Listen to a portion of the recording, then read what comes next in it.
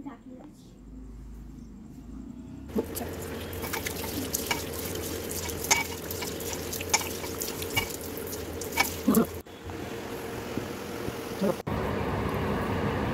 Morning বন্ধুরা, তোমরা কেমন আছো? নিশ্চয়ই খুব ভালো আছো, আমরাও আছি মোটামুটি।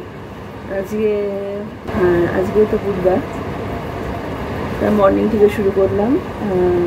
শুধু ব্রাশ করলাম, করে এই একটু কোটাকুটি করছি, কারণ তাড়াতাড়ি রান্না করে নিতে হবে। এত গরমের মধ্যে দেরি করলে হবে না, তাড়াতাড়ি করে রান্না বান্না সেরে নেবো। তা আজকে রান্না করবো জ্যান্ত রুই মাছের ঝোল আর কি, মানে এই ঝিঙে, দেখো ঝিঙে আর আলু কুটবো, আর ঝিঙে আলু টমেটো দিয়ে তরকারিটা করবো, জ্যান্ত রুই মাছের তরকারিটা করবো। আর হচ্ছে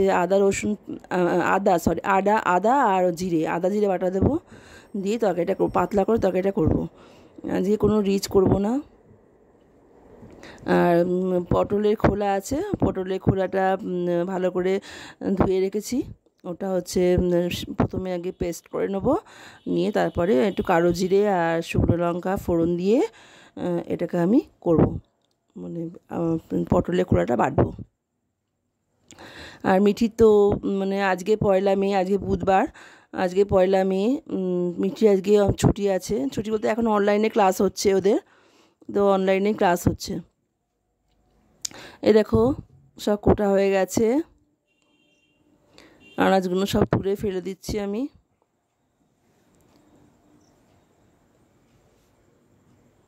আর ফ্রিজের মধ্যে মাছ ছিল, জ্যান্ত রুই মাছ, একটু জল দিয়ে ভিজিয়ে দিই, হলুদ নুন মাখিয়ে নিয়েছি। এবারে মাছটা ভাজতে দিয়ে দিয়েছি। আর মিঠি দেখো খেলা করছে, দুষ্টুমি করছে, ওকে সামনে যায়নি। ওর বাবা তো গাড়ি রেখে দিয়েছে, দাদাভাই গাড়ি আছে, ওই জন্য খেলতে পারছে না, তাও খেলছে, দুষ্টুমি করছে।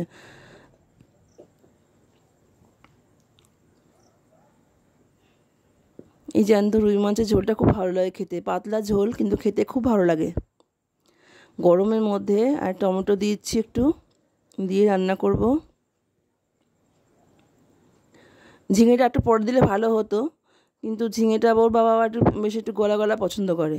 ঝিঙেটা একটু সবার লাস্টে, যখন জলটা ঢেলে দেওয়ার পরে ঝিঙেটা দিলেই ভালো, তাহলে কি গোটা গোটা থাকে আর কি, দেখতে ভালো লাগে আর কি।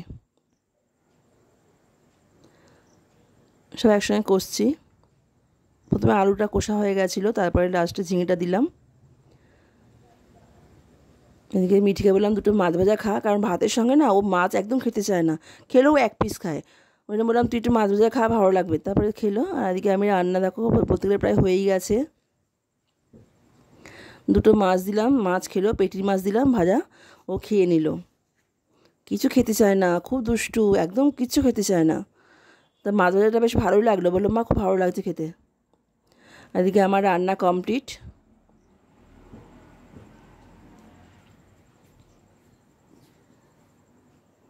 দেখো রান্না হয়ে গেছে আমার।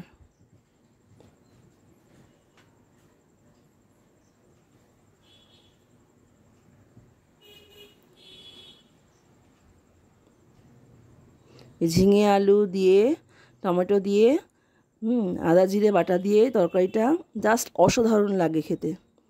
আর এদিকে দেখো আমি পটলের খোলাটা বেটে আর কাঁচা লঙ্কা দিয়েছি, কালো জিরে ফোড়ন, শুকনো লঙ্কা দিলেও হয়, কিন্তু আমি কাঁচা লঙ্কা দিয়েছি, দিয়ে আর এটা ভাজছি।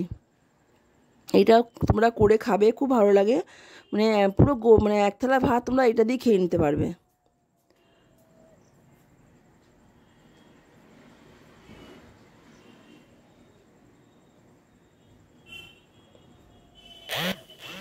এটা এখন পুরো একদম শুকনো হয়ে যাবে, তখন মানে ছেড়ে দিতে হবে। রান্নাটা কমপ্লিট, দেখো আমার রান্না কমপ্লিট।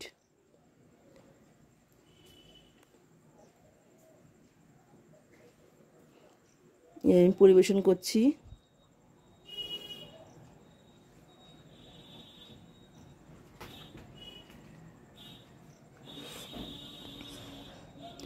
মিটি স্নান করে এসছে, আর ও না গামছা দিয়ে চুল বাঁধে, মানে বড় বিনুনি করে আর কি। তোর বাবা বলছে দে আমার কাছে আয়, আমি একটু করে দিচ্ছি।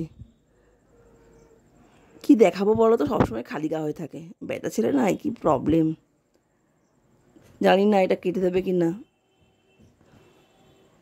বলতে পারছি না, ভিডিওটা থাকবে কিনা জানি না। খালি গা দেখালাম। এই যে রান্না ওর বাবা খাচ্ছে, একটু দেখালাম। মিঠি খাচ্ছে।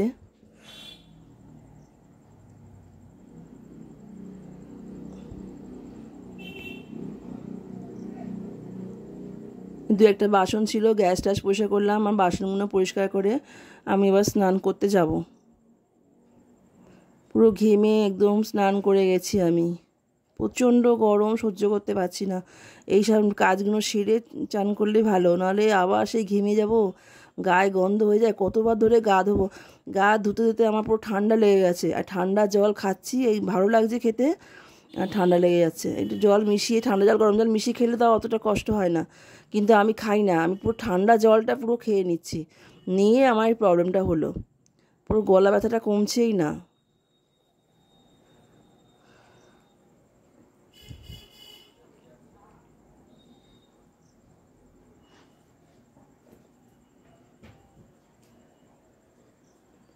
ভালো করে সব পরিষ্কার করে নিলাম, বেসিন পরিষ্কার করলাম, গ্যাস ওভেন পরিষ্কার করলাম, করে আমি এবার স্নান করতে চলে যাব।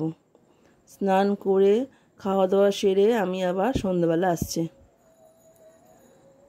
দেখো মিঠি বাবা ম্যাগি করেছে, ডিম দিয়ে ঝাল ঝাল ম্যাগি করেছে। তো আমি চা করলাম। দেখো বন্ধুরা, বাইরে দরজা খুলে দাঁড়িয়ে আছি। দেখো দরজা খুলে দাঁড়িয়ে আছি, এত গরম। দু একবার একটু বিদ্যুৎ চমকালো, ভাবলাম না বৃষ্টি বৃষ্টি হবে। আর সহ্য করতে পারছি না, কি গরম লাগছে। দেখাই তোমাদের একবার।